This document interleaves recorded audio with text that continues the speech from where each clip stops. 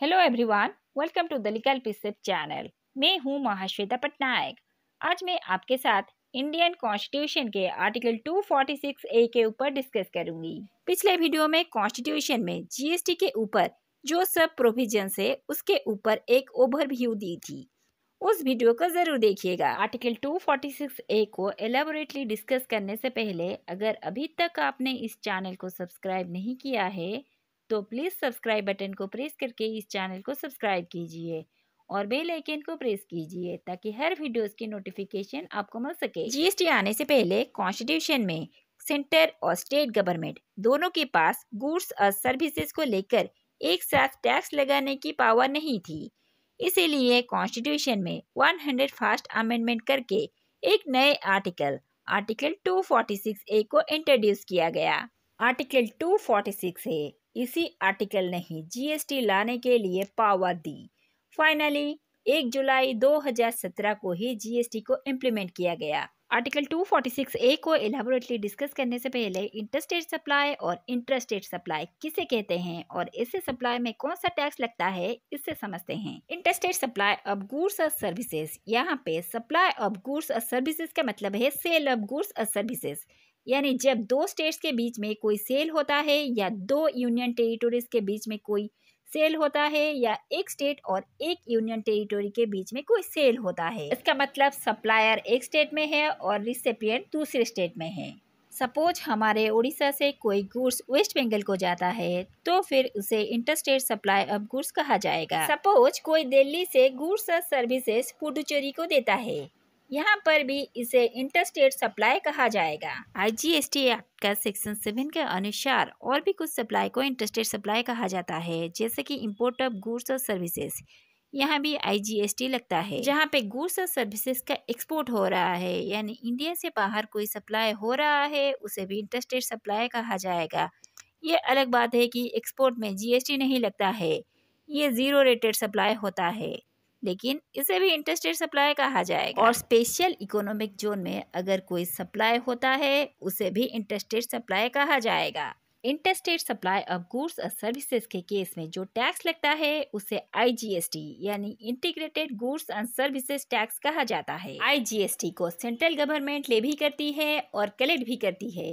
अब चलिए समझते हैं कि इंट्रास्टेट सप्लाई किसे कहा जाता है। Intrastate means with in state, यानी स्टेट के अंदर में ही सप्लाई ऑफ गुड्स और सर्विसेज हो रहा है, जहां पर लोकेशन ऑफ सप्लायर और प्लेस ऑफ सप्लाई एक ही स्टेट के अंदर हो रहा है या एक ही यूनियन टेरिटरी के अंदर हो रहा है। सपोज भुवनेश्वर से कोई गुड्स और सर्विसेज कटक को सप्लाई कर रहा है, इसे इंट्रास्टेट सप्लाई ऑफ गुड्स और सर्विसेज कहा जाएगा।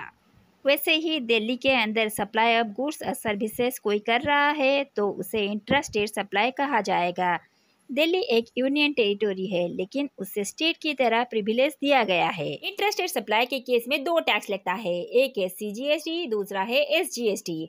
और सेंट्रल गवर्नमेंट और स्टेट गवर्नमेंट दोनों के पास लॉ बनाने का पावर होता है। इंट्रास्टेट सप्लाई में जो जीएसटी कलेक्ट होता है आधा जाता है सेंट्रल गवर्नमेंट के पास और आधा जाता है स्टेट गवर्नमेंट के पास। इंटरस्टेट सप्लाई के केस में आईजीएसटी लगता है और ये आईजीएसटी एक्ट से ऑपरेट होता है। वैसे ही इंटरस्टेट सप्लाई के केस में सीजीएसटी और एसजीएसटी लगता है और ये सीजीएसटी एक्ट और एसजीएसटी एक्ट से ऑपरेट होता है। अब चलिए आर्टिकल 246 ए को डिस्कस करते हैं।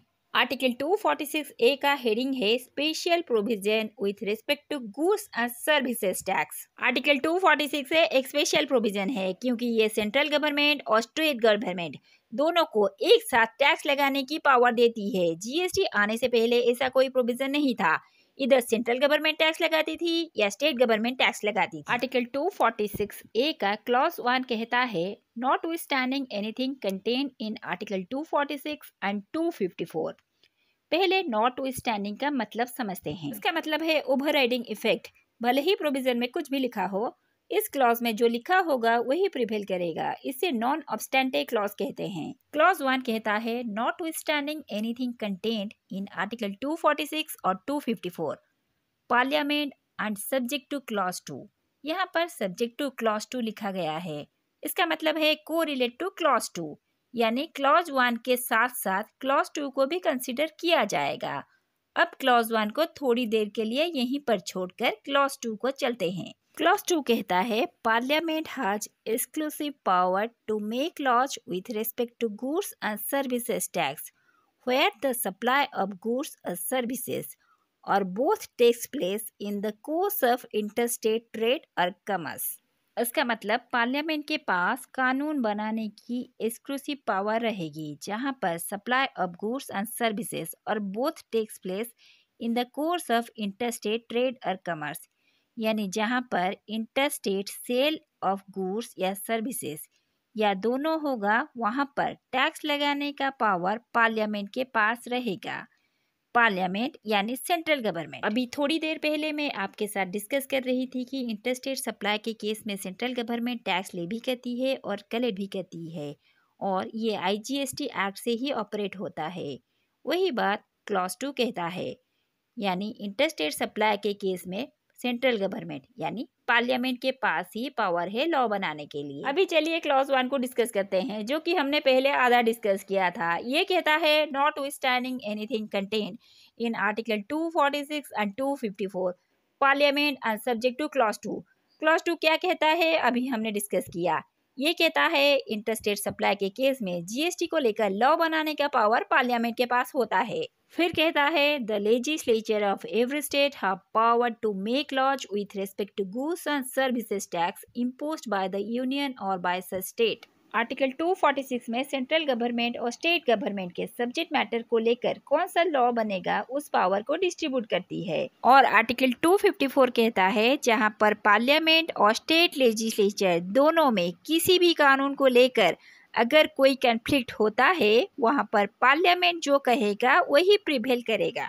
आर्टिकल 246 ए का क्लॉज 1 कहता है आर्टिकल 246 और 254 रहने के बावजूद भी या क्लॉज 2 के होते हुए भी हर स्टेट के लेजिस्लेचर को GST के रिस्पेक्ट में लॉ बनाने का पावर है, जो कि यूनियन के द्वारा लागू किया गया हो या फिर स्टेट के द्वारा लागू किया गया हो। जहां पर यूनियन और स्टेट गवर्नमेंट दोनों को टैक्स लगाना होगा, वहां पर पार्लियामेंट और स्टेट लेजिस्लेचर दोनों को GST के रिस्पेक्ट में लॉ बनाने का पावर दिया गया है। सेंट्रल गवर्नमेंट और स्टेट गवर्नमेंट दोनों कौन से सप्लाई पर टैक्स लगाते हैं? इंट्रास्टेट सप्लाई के केस में दोनों का पावर है टैक्स लगाने के लिए, जो कि मैं पहले डिस्कस कर चुकी हूँ। सेंट्रल गवर्नमेंट कौन सा टैक्स लगाएगी? दैट इज CGST, जिसे लगाने का पावर सेंट्रल गवर्नमेंट यानी पार्लियामेंट के पास है। स्टेट गवर्नमेंट SGST लगाएगी, जिसे लगाने का पावर स्टेट गवर्नमेंट यानी स्टेट लेजिस्लेचर के पास है। जितना भी स्टेट है वो अपना रिस्पेक्टिव SGST एक्ट लगाएंगे। जैसे कि उड़ीसा के लिए OGST एक्ट लगता है। CGST और SGST लगाने का पावर किसने दी? क्लॉज 1 ने। और IGST लगाने का पावर सेंट्रल गवर्नमेंट को किसने दी? क्लॉज 2 ने। आई होप अब आपके समझ में क्लॉज 1 और क्लॉज 2 आ गया होगा। आर्टिकल 246A में एक एक्सप्लेनेशन दिया है, उसे अब देखते हैं। Explanation says the provisions of this article shall, in respect of goods and services tax referred to in clause 5 of Article 279A, take effect from the date recommended by the Goods and Services Tax Council। Explanation ये कहता है कि इस article में GST के respect में जो provision है जो आर्टिकल 279A के क्लॉज 5 में बता रखा है, उन पर उस स्टेट से GST लगेगा जब GST काउंसिल रिकमेंड करेगी। यानी एक्सप्लेनेशन के अनुसार ऐसी कुछ प्रोडक्ट है जिन पर अभी भी GST नहीं लगता है। GST उस तारीख से लगेगा जब GST काउंसिल रिकमेंड करेगी।